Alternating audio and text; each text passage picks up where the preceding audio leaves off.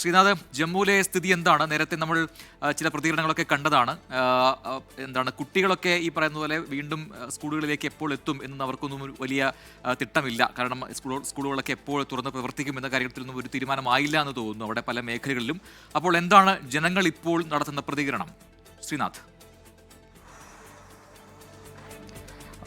നേരത്തെ ശ്രീനഗറിൽ നിന്ന് ബൽറാം പറഞ്ഞതിന് ഏതാണ്ട് സമാനമായ കാഴ്ചകൾ തന്നെയാണ് ജമ്മുവിലും ഉള്ളത്. കഴിഞ്ഞ രാത്രി ഒരല്പസമയം കുറച്ച് മണിക്കൂറുകൾ വലിയ പേടിയോടെ ഭയത്തോടെ കഴിയുകയായിരുന്നു ഇവിടെ ജമ്മുവിലെ ആളുകൾ. അതിനുശേഷം പിന്നീട് കാര്യമായ അക്രമ സംഭവങ്ങളൊന്നും തന്നെ അതിർത്തി മേഖലകളിൽ നിന്നുണ്ടായില്ല. ജമ്മുവിലേക്കും അത്തരം ഒരു സംഭവങ്ങൾ ഉണ്ടായില്ല. അതുകൊണ്ട് പിന്നീട് ഒരു സമാധാനത്തിൻ്റെ മണിക്കൂറുകളാണ്. ഇന്ന് പകലും സമാധാനപൂർവ്വം കഴിഞ്ഞു. ഇന്നിപ്പോൾ വൈകിട്ടായപ്പോഴും മറ്റ് അനിഷ്ട സംഭവങ്ങൾ എവിടെയും റിപ്പോർട്ട് ചെയ്തിട്ടില്ല. അതുകൊണ്ട് സാധാരണ ജീവിതത്തിലേക്ക് മടങ്ങാനുള്ള സമയമായി എന്നുള്ളൊരു തോന്നൽ ജമ്മുവിലെ ആളുകൾക്ക് ഒക്കെ തന്നെ ഉണ്ട്. പക്ഷേ ഇന്നും കടകമ്പോളങ്ങൾ ഏതാണ്ട് പാതിയിലേറെയും അടഞ്ഞു തന്നെ കിടക്കുന്നു. വൈകിട്ടൊക്കെ ആയപ്പോഴേക്കും ഈ റോട്ടിലൊന്നും തന്നെ ആരുമില്ല.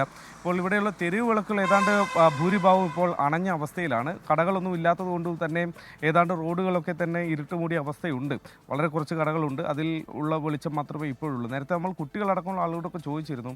അവരൊക്കെ സാധാരണ ജീവിതത്തിലേക്ക് മടങ്ങാനുള്ള ആഗ്രഹത്തിലാണ്. കുട്ടികൾ സ്കൂളുകൾ അന്ന് ഈ പഹൽഗാം ആക്രമണം ഉണ്ടായ അതിന് പിന്നാലെ അടച്ചതാണ്. പിന്നീട് ഇത്ര ദിവസമായി സ്കൂളൊന്നുമില്ല. അതൊക്കെ ഒന്ന് തുറന്ന് സാധാരണ ജീവിതത്തിലേക്ക് മടങ്ങുന്നതിനെക്കുറിച്ച് കുട്ടികളടക്കമുള്ള ആളുകൾ ആലോചിക്കുന്നു. ഒപ്പം തന്നെ ജമ്മുവിൽ വിവിധ ക്യാമ്പുകളുണ്ട്. ക്യാമ്പുകളിൽ കഴിയുന്ന അതിർത്തി മേഖലയിലെ ജനങ്ങളുണ്ട്.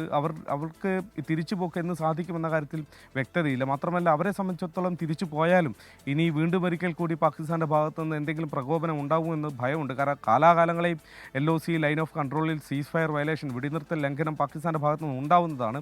അതുകൊണ്ട് അങ്ങനെ ഒരു അനുഭവം മുന്നിൽ നിൽക്കെ അത്തരം അക്രമ സംഭവങ്ങളിലൊക്കെ ആദ്യത്തെ മുറിവ് ഏറ്റുവാങ്ങേണ്ടി വരുന്ന ജനങ്ങൾ എന്നുള്ള നിലയ്ക്ക് അവർക്ക് അവിടേക്ക് പോകുന്നതിനെ കുറിച്ച് ആലോചിക്കുമ്പോൾ ഒരു പേടി ഏതായാലും ഉണ്ട്.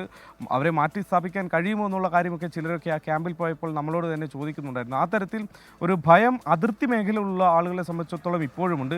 അത് മാറണമെങ്കിൽ ഈ ഒരു സമാധാന കാലം അത് കുറച്ചധികം ഇതുപോലെ തന്നെ നീണ്ടു നിൽക്കേണ്ടി വരും.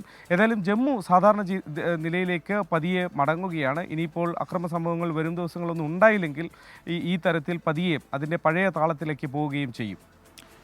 യെസ്, അതാണ് ശ്രീനാഥ് ചന്ദ്രന് പങ്കുവെക്കാനുള്ളത്. ജമ്മുവിൽ നിന്നും അവിടെ സ്ഥിതിഗതികൾ പഴയപടിയാവുന്നു എന്നുള്ളതാണ്. പൂർണ്ണമായി ജനങ്ങളുടെ ഒരു ഭീതിയൊക്കെ മാറാൻ ഒരുപക്ഷെ 1-2 ദിവസങ്ങൾ കൂടി എടുക്കുമായിരിക്കും എന്നാണ് നമ്മുടെ പ്രതിനിധികൾ ഈ അതിർത്തി ഗ്രാമങ്ങളിൽ നിന്നും ഇപ്പോൾ റിപ്പോർട്ട് ചെയ്യുന്നത്.